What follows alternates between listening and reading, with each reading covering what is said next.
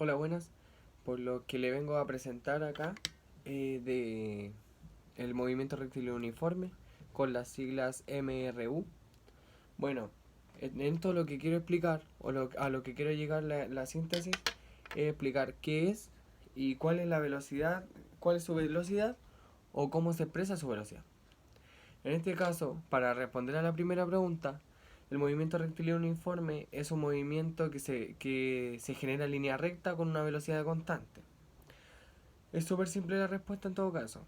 ¿Cuál es su velocidad o cómo se expresa? Esto ya es un poco más complicado, porque aquí entra otra temática y empezamos a hablar de otro tema que es la velocidad. O sea que igual fundamenta mucho en el tema del MRU, pero también tiene varios conceptos claves que son para desarrollar un ejercicio que se ha planteado en la pizarra. Bueno, cuando hablamos de velocidad, estamos hablando de que no se puede no cambia su velocidad ni su posición. Aquí quiero hablar con esto. Es que si hablamos de velocidad, cuando va aumentando la velocidad, va aumentando acorde con el tiempo. Entonces, esto se lo voy a explicar en el siguiente gráfico. El gráfico de velocidad partida en el tiempo.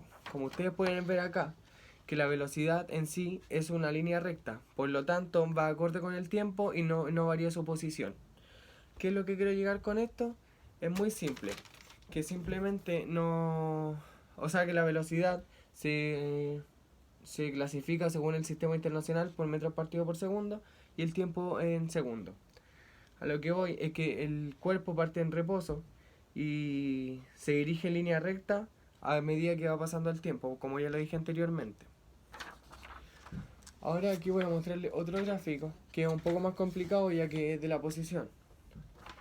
Acá, como ustedes pueden ver, la posición se representa como en el sistema internacional como metros y el tiempo, como ya lo dije, en segundos. Simplemente, esta, esta recta que ustedes ven acá inclinada quiere decir que a medida que va cambiando la posición del cuerpo, va también aumentando el tiempo. A lo que va esto es que también se puede saber el ángulo de alfa, que eso no es muy relevante en todo caso en este tema. Pero aún así influye mucho si ya llega una prueba y te piden calcular el ángulo de alfa.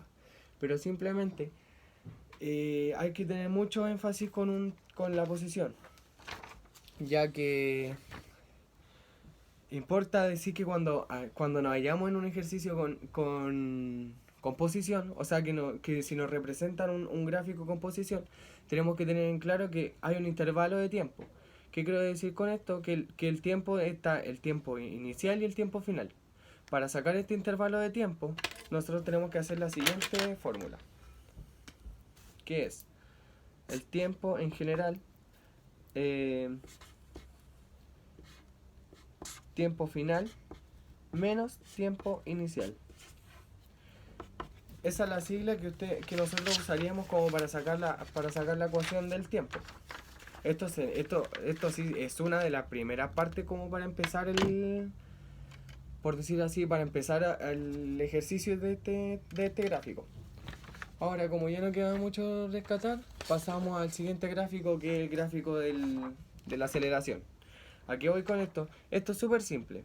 Que como dice que el movimiento rectilíneo es uniformemente y no existe aceleración. Entonces, por lo tanto, esta flecha que yo dibujé acá, o sea, la podría haber dibujado en la flecha de abajo, pero es pues como para que ustedes entendieran de que como no existe aceleración, el cuerpo no cambia su posición, ya que simplemente tiene que cambiar su velocidad acorde con el tiempo para que este se pueda ejercer.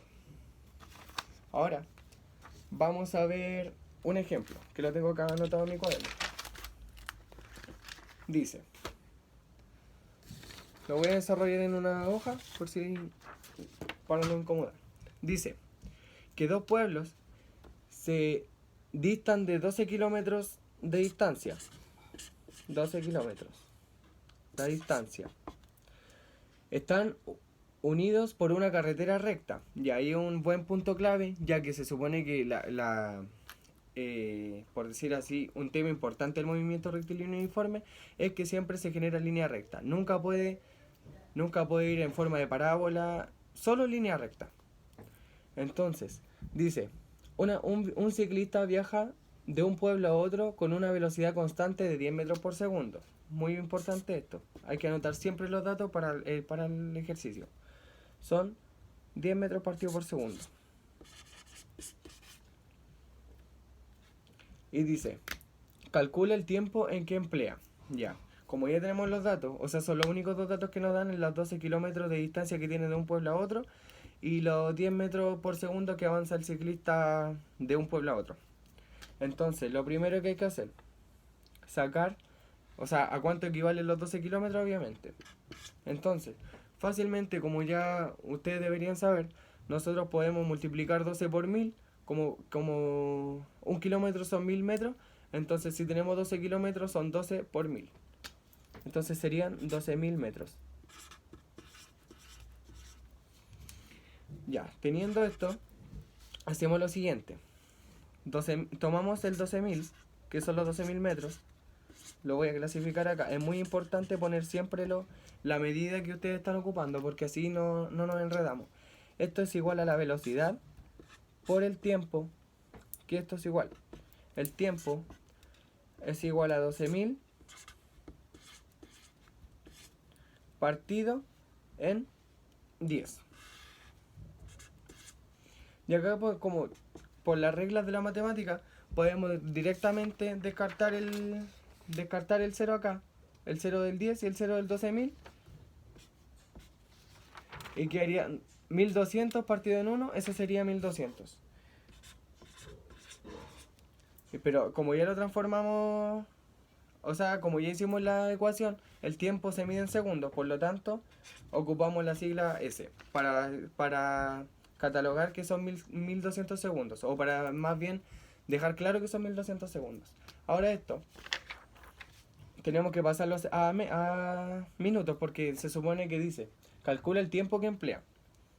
Entonces, como para dejarlo más claro, lo vamos a calcular en minutos. Tomamos el 1200 por cuánto, tenemos que tomar cuánto, o tener en cuenta cuántos segundos tiene un minuto, que son 1,60, como sale aquí. Por cada minuto son 60 segundos. Entonces, tenemos que multiplicar esto y nos daría fácilmente 20 minutos. Como ya tenemos la respuesta, ya sabemos la conclusión a la que podemos llegar, es que simplemente el ciclista demoró 20 minutos en llegar de un pueblo a otro, a 12 kilómetros de distancia. Es muy importante que siempre cuando hay una medida, o sea, una fórmula para medir más baja que la que te dan en el problema, sea achicarla, cosa de que se haga más fácil algunas veces realizar el problema, obviamente.